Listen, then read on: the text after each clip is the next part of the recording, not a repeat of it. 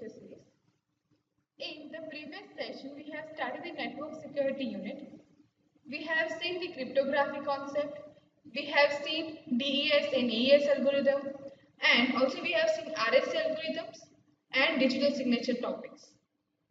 Now, in this session, we are going to see the next topic, which is IP security and firewall. So let's start with that.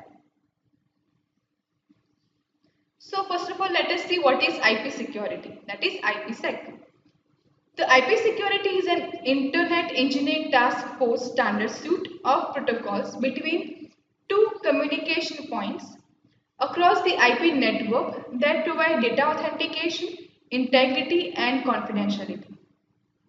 It also defines the encrypted, decrypted and authenticated packets.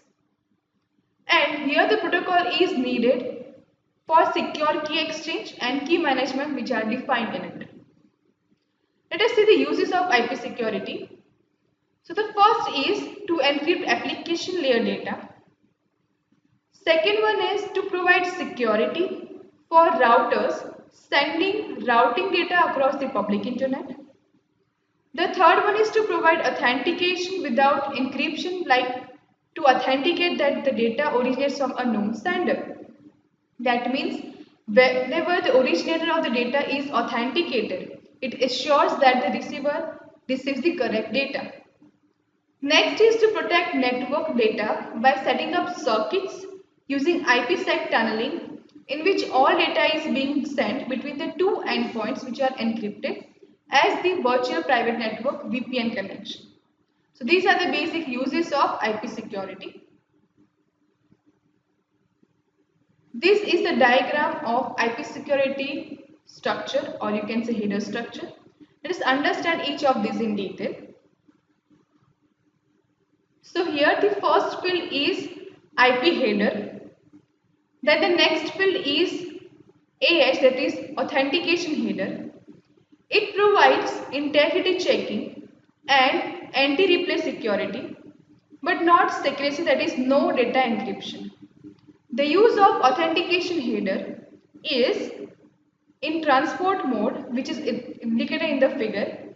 In IPv4, it is interposed between the IP header and TCP header. In IPv6, it is just another extension header and treated as such. Now, let us examine the IP header and TCP header, payload fading and authentication header. To start with that, first of all, we will examine AH, that is authentication header, in detail because it has subfields. Here in this, the first is next header field, which is used to store the previous value that the IP protocol field had before it was replaced with 51 to indicate that AH header follows. In most cases, the code for TCP will go here. This authentication header is of 32 bits, which is divided into subfield, as you can see in the figure, where the next field is payload length field, which is the number of 32-bit words in the authenticator header -2. The security parameter index is the connection identifier. It is inserted by the sender to indicate a particular record in the receiver's database. The record contains the shared key used on this connection and the other information about the connection. If this protocol had been invented by ITU, that is International Telecommunication Union, rather than IETF, the field would have been called virtual circuit number. Next is the sequence number field. It is used to number all the packets sent on an assay. Every packet gets a unique number, even retransmissions. In other words, the retransmission of a packet gets a different number here than the original.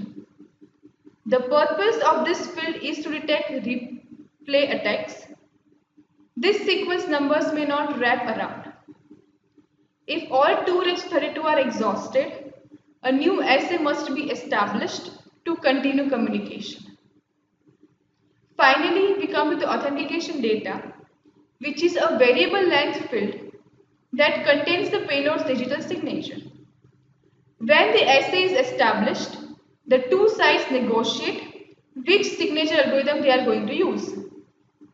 Normally, public key cryptography is not used here because packets must be processed extremely rapidly and all known public key algorithms are too slow.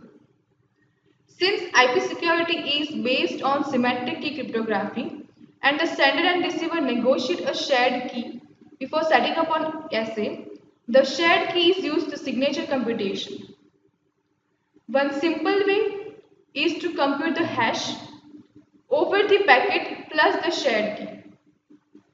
The shared key is not transmitted. Of course, a scheme like this is called as HMAC, that is Hashed Message Authentication Code. It is much faster to compute than first running SHA-1 and then running ISA on the result. The authentication header does not allow encryption of the data, so it is mostly useful when integrity checking is needed, but secrecy is not needed. One noteworthy feature of authentication header is that the integrity check covers some of the fields in the IP header, namely those that do not change as the packet moves from router to router. The time to leave, that is the TTL field, changes on each hoop for every example. So, it cannot be included in the integrity check. However, the IP source address is included in the check, making it possible for an intruder to falsify the origin of the packet. There are alternative of IP security header, which is called as ESP, which stands for encapsulating security payload, which are operated in two modes, transport mode and tunnel mode. Now the next topic is firewalls.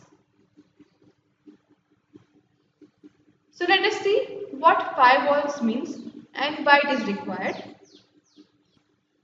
The ability to connect any computer anywhere to any other computer is a mixed blessing. That means for individuals at home, wandering around the internet is lots of fun. For corporate security manager, it's a nightmare. Most companies have large amount of confidential information online, trade secrets, product development plans, marketing strategies, financial analysis, etc. Disclosure of this information to a computer could have dire consequences. In addition to the danger of information leaking out, there is also a danger of information leaking in. In particular, viruses, bombs, and other digital pests can breach security, destroy variable data, and waste large amount of administrators' time trying to clean up the mess they leave. Often they are imported by careless employees who want to play some games. Consequently, mechanisms needed to keep good bits in the bad bits out. Good bits in and the bad bits out. One method is to use the IP security. This approach protects the data in transit between secure sites. However, IP security does not do anything to keep digital pests and intruders from getting onto the company LAN. To see how to accomplish this goal, we need to look into firewalls. Firewalls are just a modern adaptation of that old security standby. That means the design which is done to stop any other intruders to pass into that. Here with networks, the some tricks is possible. That means a company can have many LAN cables connected in arbitrary ways, but all traffic to and from the company is forced to an electronic drawbridge or drawbridge, which is called as firewalls, as shown in this figure. As you can see from the figure, a firewall is indicated which consists of two packet filters and an application gateway. The firewall in this configuration has two components, two routers and which does the packet filtering, and the application gateway. Simpler configurations also exist, but the advantage of the design is that every packet must transit two filters and an application gateway to go in or out.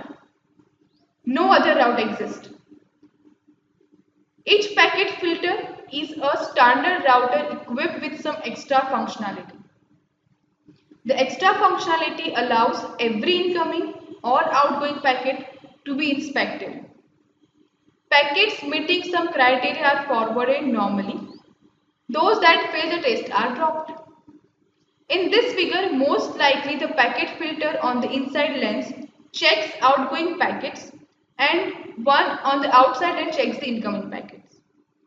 Packets crossing the first hurdle go to the application gateway for further examination. The point of putting the two packet filters on different lens is to ensure that no packet gets in or out without having to pass through the application gateway.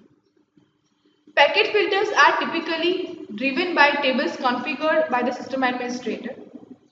These tables list sources and destinations that are acceptable, sources and destinations that are blocked, and default rules about what to do with the packets coming from or going to other machines. Blocking outgoing packets are a bit trickier because although most sites stick to the standard port numbering conventions, they are not forced to do so.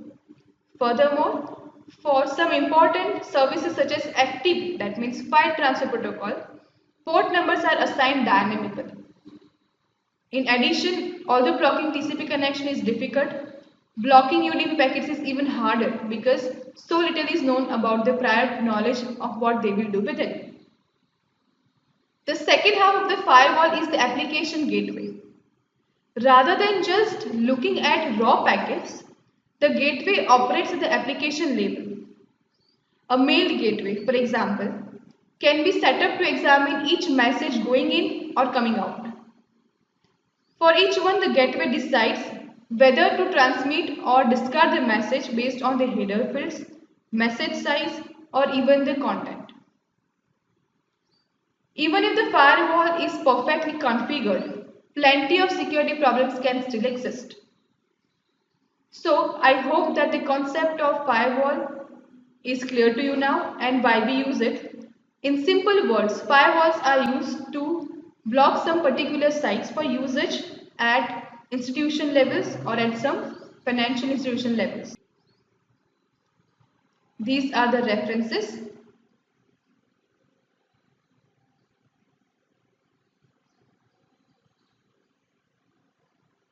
Thank you. Thank you for listening.